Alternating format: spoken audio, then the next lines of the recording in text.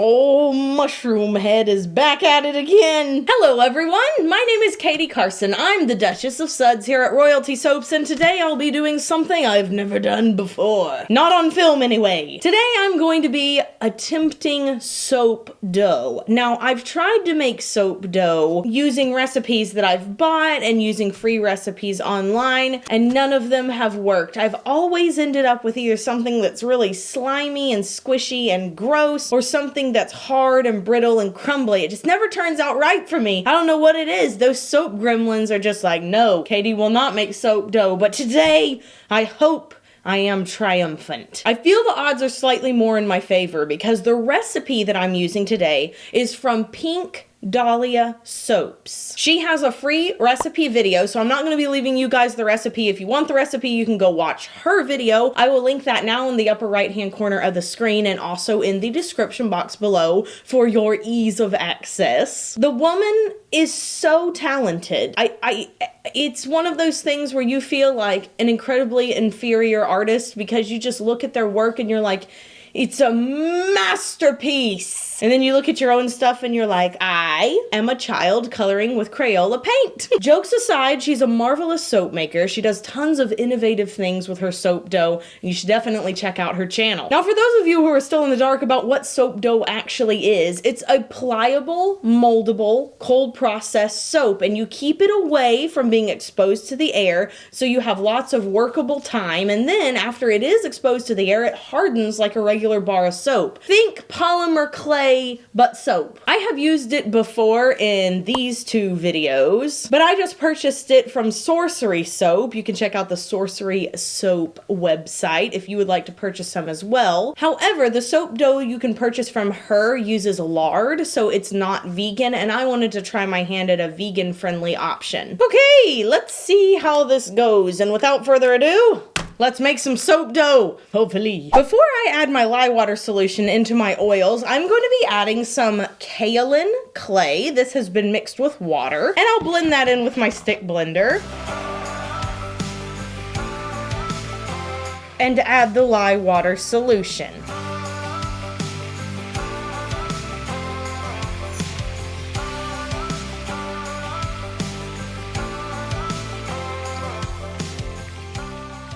My mixture is now at light trace, so I'm gonna pour it into my colored containers. Now y'all know normally I add the color to all of my pre-portioned containers, but this is how the gal at Pink Dahlia does it, so this is how I'm gonna try to do it. I've put about 1/4 teaspoon of the micas and oxides into each one of these little cups. I'm gonna start back here with my titanium dioxide. This is just going to make some white soap dough. Now I'm moving on to green vibrance. This is a Nurture Soap color. I love this green. It's really splendid. Now I'm gonna go to blue vibrance. This is also from Nurture Soap. Now this one is called Saffron, I believe. It is a Workshop Heritage Orange. Whoa. That is really, really, really pigmented. Now this one right here is Trial by Fire. This is a new Nurture Soap red. And hey, listen, I used this red in the Farmer's Market collection, specifically the Farmer's Market soap for the cubes, and I've had a problem with cubes bleeding in the past. This Trial by Fire should do a pretty good job. No bleeding, and it's very red. Of course, I've got to do my favorite pink. This is Cosmic Carolyn from TKB Trading.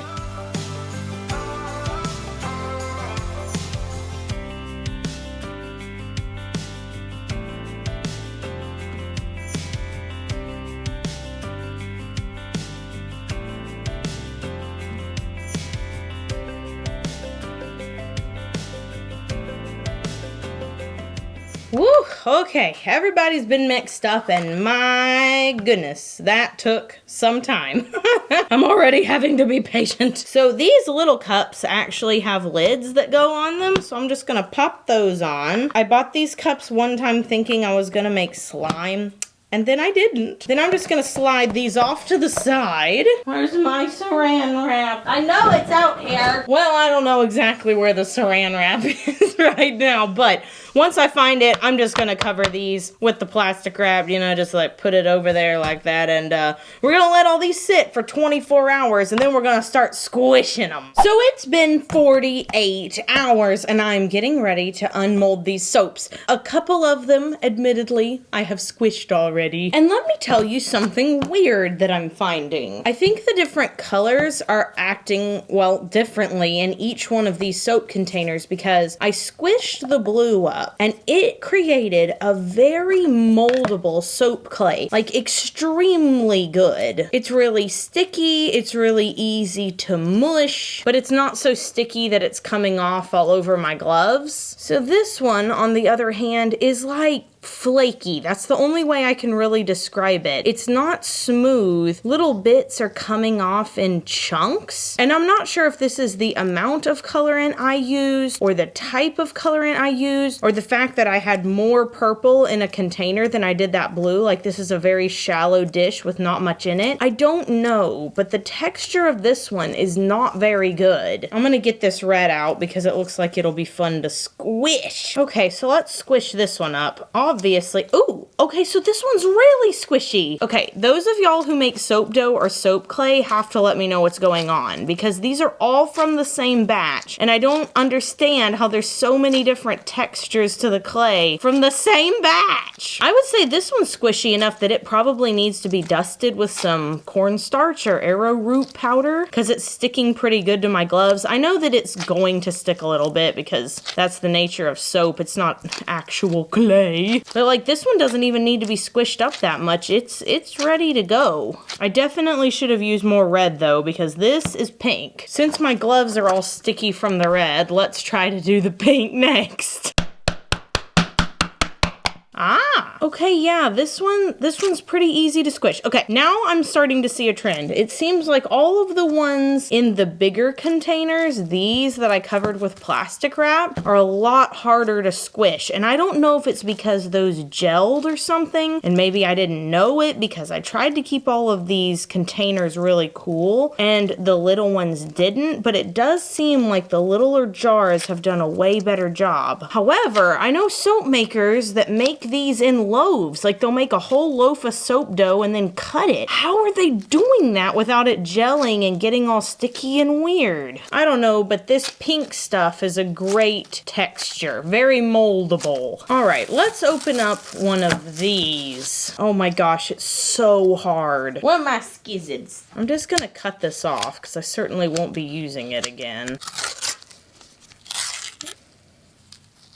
Okay, so this one's a little easier to do than the purple, but it's still pretty tough. Definitely got that flaky thing going on. It's almost like these dried out. I wonder, I know I made those seals airtight, but I wonder if having containers that have actual lids to it is really helpful. See, and here's the other thing. I poured all the little containers first whenever the soap batter was at the thinnest. So I wonder if it matters the actual, like, how long it's sat up before you mix the color in, because the purple one, which is the one that sat the longest before I mixed color in, that one's the hardest to do. So I wonder if you really have to mix in all of your color while it's thin, like super thin batter, and then don't touch it, because this yellow one out of all the big containers, it's the one that I mixed the color in first. Now maybe that has absolutely nothing to do with it, but I'm just trying to figure out what's going on. Yeah, you see how this is breaking off like that?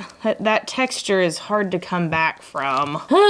Thus goes my first documentation of trying to make soap clay or soap dough. I'm gonna call it soap clay because when I think of clay, I think of something you mold, then you let it sit out and it gets hard as a rock. And that's what this does. You mold it, you let it sit, and it gets really hard. Soap dough, to me, for some reason, sounds like something that'll stay squishy forever. Essentially, what I've learned is that I don't know a lot when it comes to soap clay. And this should make you guys feel really good, especially if you're a beginner soap maker. There's a learning curve to all the different forms of soap making. I'm not a good hot process soap maker. I don't make hot process soap. I'm also clearly not someone who can just pick up soap clay and in the first, second, or even third try, get all of my colors to cooperate. It's a different type of soap making. Your end goal is different. So I'm not gonna beat myself up over it. I'm not an expert at it, so why should I assume that I would be perfect like the first, second, or even third time? I guarantee you the people that do this professionally and extremely well, it didn't take them 3 times to get as good as they are. So I squished it up as much as I could. I'm wrapping it tightly in saran wrap so that there's no air bubbles in there,